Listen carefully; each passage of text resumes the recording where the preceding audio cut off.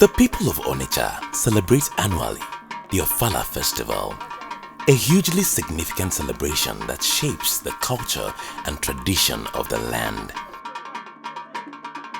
This is in fact the Obi's celebration, the revered monarch and paramount ruler of the Onitsha kingdom.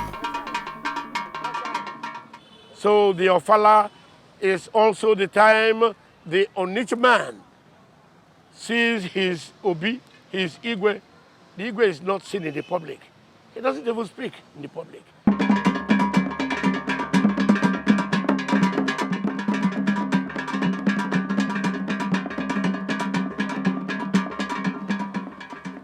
But any custom that is static is tending towards oblivion, towards obliteration. So we are dynamic and we've moved. Our Obi is everywhere. He is chief of that, chairman of that, and so on and so forth. Because the world is moving forward, waiting for nobody. That's the Ofala. The Ofala Festival is a spectacular public outing of the Obi in the arena of his palace before a record crowd of his subjects, most of whom had not seen him in the past year. It is the climax of all Onitsha festivals and the first time the Obi makes a public appearance in his palace after a period of seclusion and spiritual cleansing.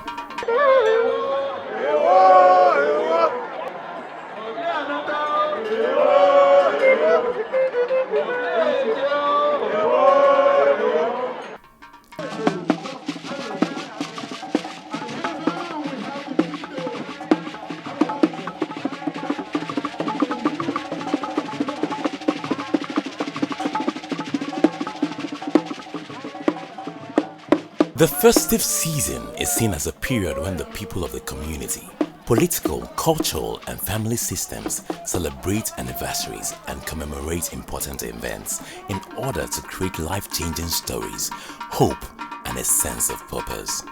It is held every October as a 3-day event which captures the main religious ceremony of the community in an atmosphere free from evil and bad intentions. He comes out the first time. If you were late in coming, you'll have the opportunity of seeing him a second time. And in going around, he is greeting people with his sword. He is saluting. And giving thanks to the gods that rule the north, the west, the south, the east. He returns because he goes anti-clockwise, as you could see. The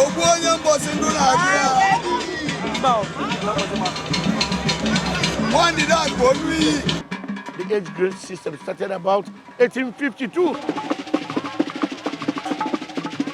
Until today, we have something like 84 or so age grades that have been established. Some are now totally extinct. If anyone were alive, he would have been about 162 years of age, and nobody has lived up to that point. The Obi's generals in their traditional attires arrive independently, each accompanied by drummers. They proceed to the Obi's throne in order of seniority. There they pay homage to the Obi by kneeling on the floor and bowing down before him. The celebration then continues as they dance according to seniority to the tune of the sacred royal drums, Igwe, at intervals of 3 along the palace grounds. The beat also changes in accordance with their respective titles and positions.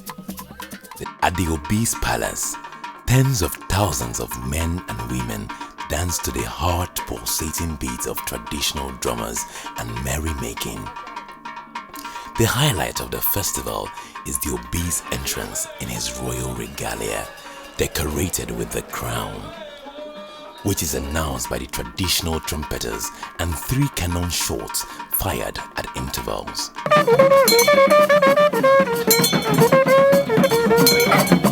The Ndichies and the Agbalanze lead the procession with the post-coronation song that affirms the people's loyalty to the Obi while the Obi follows.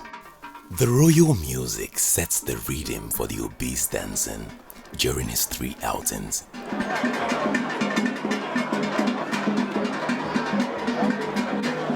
The 3rd outing marks the grand finale of the great traditional annual outing of the Obi as he dances around the square while praise names are showered on him by his subjects.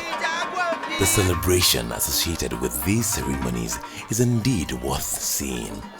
For the Ofala, farmers who have been living in their farmsteads must return home to join thousands of fellow citizens in paying homage to their monarch.